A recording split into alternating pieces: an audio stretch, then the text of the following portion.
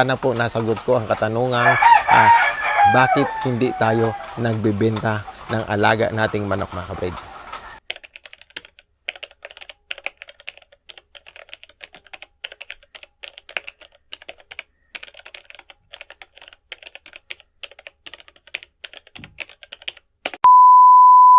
Magandang morning sa inyong lahat. Nagpakain na tayo ng ating mga alagang manok at sa alas 6 ng umaga. So alas 6 tayo nag-start, babad tayo ng 15 minutes sa ating pagkain. Kalahating balde mga kabrid sa umaga, kalahating balde din sa hapon. 2 beses lang po tayo nagpapakain sa ating munting manukan sa isang araw. So sa linggo, sa pangalawang araw o pangalawang pakain, hindi tayo nagpapakain, nagpapasting tayo. So isa yun sa balik or nakakapagpagana sa manok natin ang pinapasting natin sila pag linggo. Pag nakikita natin ang hipo ng mga alaga ng manok natin ay medyo malalaki. So mostly gano'n naman ang mga alaga natin. So habang nag-update tayo mga kabrid, pag-usapan natin ang tema na sagot natin sa mga katanungan ng mga viewers natin. May mga nagme-message din kasi sa atin. Mayroong nagko-comment, mayroong nagme-message sa page natin kung bakit hindi tayo nagbebenta.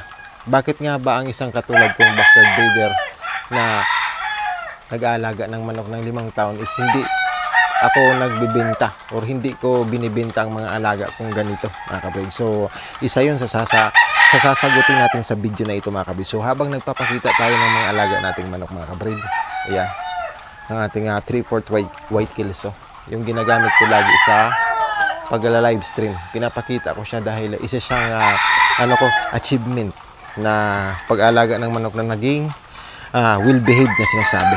So ito yung tornado hatch natin kabrid. Tornado hatch na brown red mga kabrid. So pag-usapan natin. So bakit nga ba hindi ako nagbebenta or nag-ano ng aking mga alagang manok na yung parang pinopromote ko na maayos ang manok nito, pwede kayong mag-ano sa akin, mga ganun. May mga nagme-message sa akin na medyo makulit na paulit-ulit na, pre, magkano yan, binibenta mo ba yan, ina-out mo ba yan, magkano ba yung ganitong manok mga kabrid, ayan, magkano yan. Hindi ho ako nagbibenta mga kabrid sa panahong ganito. Bakit nga ba? Sasagutin natin yan. Dahil ang mga manok na ginagawa ko sa ngayon ay pagpapapuro. So ibig sabihin, mostly na ilalabas ng mga manok na ganong proseso. Mga kabrid, base lang ito sa pananaw ko bilang nag-aalaga ng manok. Kasi bago ko pa ginawa ang mga bagay-bagay na pagbe-breeding o pag-aalaga ng manok o pagpaparami ng manok, inisip ko na agad ang target ko na produkto o kalalabasan ng manok ko. So ang mga manok na ito mga kabrid ay hindi mga pangsayawan. Ang mostly bumibili ng mga manok ngayon is yung gagamitin nila sa pangsayawan mga kabrid. Yung gagamitin nila sa mga hilig nila sa pagmamanok. May mga manok kasi, may mga mahilig kasi, dalawang klase kasi kabrid ang nag-aalaga ng manok.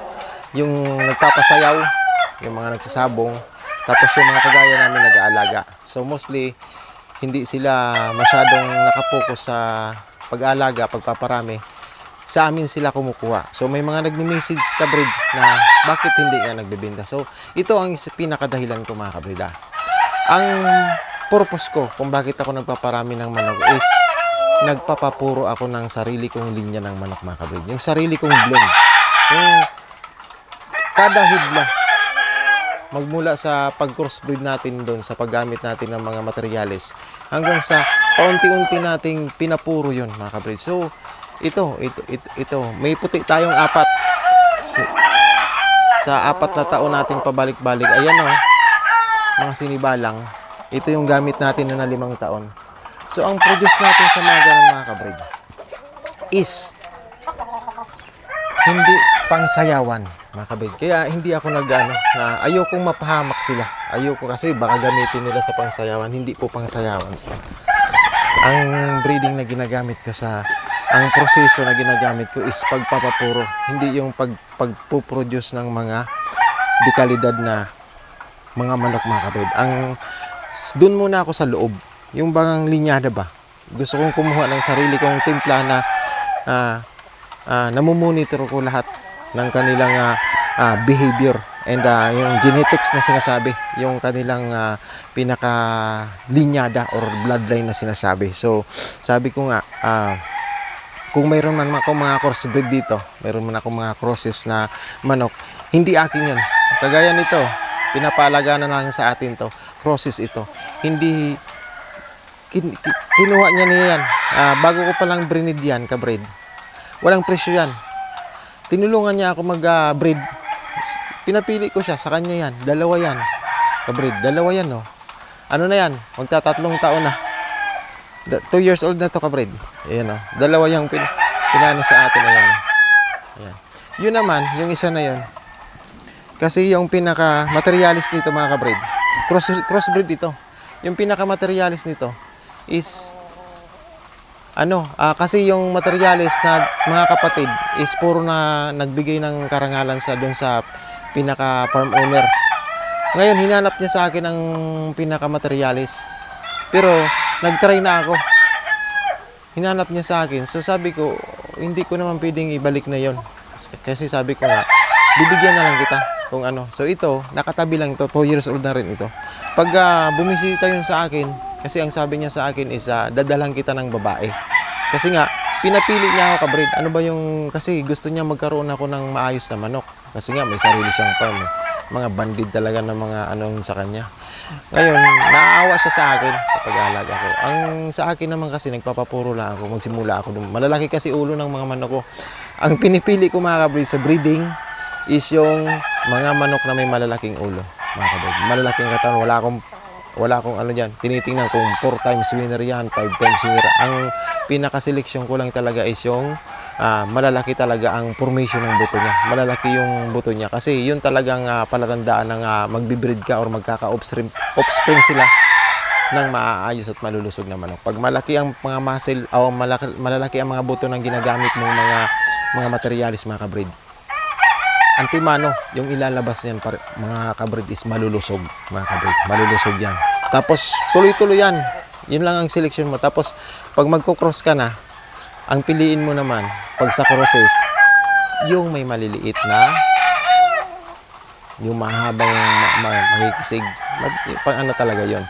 Pag mayroon kang mapisil ng maliliit ang buto sa mga ganon or malalaki ang buto sa mga crosses, kasi kailangan pag bibili ka ng manok, alamin mo rin kung saan cross, mga kabreed. Kaya para kahit papano, kung may knowledge ka sa pag-aalaga ng paggaganito, mayroon ka na agad na mindset na ano to, hindi to, mayroon ka ng sariling selection, mga kabreed. So ganun nga, sinasagot natin ang katanungan na bakit hindi tayo nagbibenta ng manok, kasi hindi ho pangsayawan ang mga manok natin na ginagawa. Sa ngayon hindi pangsayawan sila. Puro yan inbreeding. Galing sa inbreeding. Ayoko naman pakialaman tong process natin kasi hindi na sa atin to, mga kabreed. Hindi na sa atin yan. So, puro yun inbreeding na ginagamit dito. Pero, gumagamit tayo ng inbreeding na manok para sa mga pagtetesting natin ng ating kalidad ng manok. So, sumasali tayo sa mga once a year, kabreed, nagsasalang tayo. So, nakapagkamit na rin tayo ng champion sa Coliseo de Manila sa Bitas. Nung unang try natin. Itong pangalawa, 4 ang inakyat natin. 4 ang estudyante natin doon. Hindi nakapasa. Hindi tayo nakapagkamit, mga kabreed. Kasi, yung chance na sana natin, umalis naman yung katapat ng isa. Nawala, kabreed. Meron palang gano'n, nawala siya. So, wala na. Yung una sanang kapartner niya, kasi di ba dalawahan, walang sugat. So may pag-asa sana yung isa natin. Yun naman. Pero testing lang yun, once a year. Tinitesting ko kasi yung produce natin. Tinitesting ko yung ginagawa ko. Yung sarili kong mixture ng linyada. Tinitesting ko siya every year para malaman ko kung nasa tama ba akong hinahanap na pagkabalansi ng manok, mga kabreed, galing sa ginagamit natin. So hindi talaga tayo pwedeng maano lang tayo, madidismaya lang sa atin ang mga gustong bumili. Kasi porque nagustuhan nila ang manok natin. Pag nakita nila sa video, magkabinibenta. Porque ganon, kabreed, hindi naman tayo mukhang pera. Ayokong ilagay sa alanganin yung ano ng ano kasi hindi natin alam, baka bigyan nila ng malaki-laki nila yung mga ipon nila, nag-aasa sila ng ano, hindi tayo. Ngayon pa lang na taon tayo susubok. Ang gagawin natin ngayong taon, ngayong bare months, kung bisuswertihin tayo is puro crosses, mga kabred. Sa puro crosses na yon, doon tayo mag-out ng mga, doon tayo sakaling makapagbenta kasi yung ano na yon, yung breeding na yon is puro pang benta. Walang inbreeding tayong gagawin sa ganun na yon. Kung mayroon man, para lang natin sa another linyada na gagawin natin na pagpapapuro, mga kabrid. Kagaya ng bulik, mag-i-inbreed tayo sa bulik. Pero pagdating sa Milsims Black, gaya na Boston Black, Milsims Gray, ayan, i-cross natin sila. Yan, Roundhead, Boston Black, Roundhead, Milsims Gray, Milsims Black. Ayan, yan ang i-cross natin. Boston Sweater na galing doon kay Sir Skittles. Tapos yung ating yung bulik, yan ang pag-cross natin. Lahat yon ilalabas lang natin ng mura, mga kabrid. Ilalabas natin ng mura. Kung magtutuloy tayo at tayo yung sasang-ayunan ng pagkakataon at panahon. Budgeting, preparasyon, kalagayan, kung sasang-ayunan tayo, itutuloy natin ang pag-breed ng mga cross. Doon tayo mag-breed. Doon tayo mag-ano. Kaya yung mga gusto at yung mga nakikita natin na nagme-message sa atin, pag mayroon na tayong pang-ano talaga, papapuntahin natin sila dito para magsilik or pakikitaan natin sila ng mga galaw, mga ano ng ating mga alaga, para kahit paano yung satisfaction natin sa kanila, mga kabrid, yung kagustuhan nila sa manok ay maipakita at maibigay natin ng naaayon sa kalidad ng manok sa ngayon, mga kabrid. So ayan, i-cross natin ito, mga kabrid. Ito yung gagamitin natin sa cross. Ayan, i-cross natin yan, Milsims Gray, mga kabrid. So i-cross natin yan. Meron na akong napalahi niyan, sinubukan ko, maayos, matatangkad, mga kabrid. Napakalalaki ng katawan. Yun ang gagawin natin. Pero by this next parating nitong taon, aakyat ulit tayo, kabrid. Pag napagasang ayunan tayo ng pagkakataon, aakyat ulit tayo kasi may ititesting pa tayo. Isang red kelso sa third batch, isang white kelso, tsaka isang red kelso, mga kabrid. So white kelso siya, kaso kulay pula ang lumabas. Kulay pulang maiksi ang pangangatawan, yung 3 years old doon, tsaka yung 3 years old na sinibalang na white kelso na 3/4. Ititesting natin yan. Tapos susundan natin. So ganun lang. Sana nasagot ko ang katanungan bakit hindi tayo nagbebenta ng manok. Kasi ang manok natin hindi po pang sayawan, kabrid. Pang materialis pang mga ginagawa natin. Pwede siyang mga gawing materialis. Hindi po siya pang sayawan. Hindi ho yun. Hindi ho porque hindi maayos sumayaw ang manok is hindi na pwedeng igamitin sa breeding. Ang pag magbe-breeding ka or magpaparami ka ng manok sa linyada, kailangan talaga alam mo yung linyada. Alam mo ang ratio na gamit sa linyada, yung paano siya ginawa, mga kabrid. Para kahit paano may knowledge ka kung ano ang ilalabas. Kay ang iba, pag may lumabas na ibang kulay, na nakukonfuse sila, ay hindi, may kulang lang silang naitanong doon sa mismong gumawa ng manok or nag-cross or nag-inbreed or nag-cross ng manok. Hindi lang kumpleto ang knowledge nila kung paano nila anong klase ang manok na nakuha nila, mga kabrid. So pangalawa, hindi tayo magano kasi ang manok natin, hindi tayo makapagbenta kasi ang manok natin hindi pangbenta, kabrid. Pampalahi ang mga manok natin. So pangalawa is yung pag-aalangan sa sarili. Kasi tayo mismo, ayaw ko magbenta ng mga galing sa inbreed, kabrid. Kahit gustong-gusto mo yung manok na yan, hindi ko ibibenta sa iyo yan kasi hindi naman. Baka gamitin mo yan sa sayawan, di tayo pa yung ano. Ako ang mag-i-experiment ng sarili kong linya. Kasi may sarili naman akong method ng paghahanda ng manok.